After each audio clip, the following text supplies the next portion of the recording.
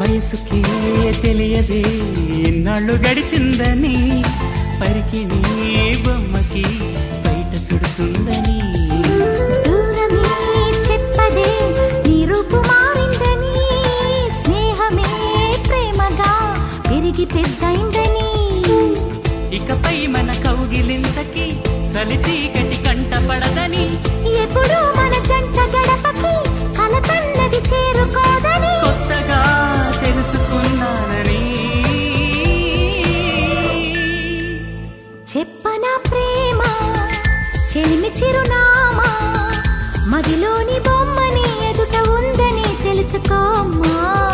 చెప్పనా ప్రేమ చెలిమి చిరునామా, మదిలోని బొమ్మని ఎదుట ఉందని తెలుసుకో.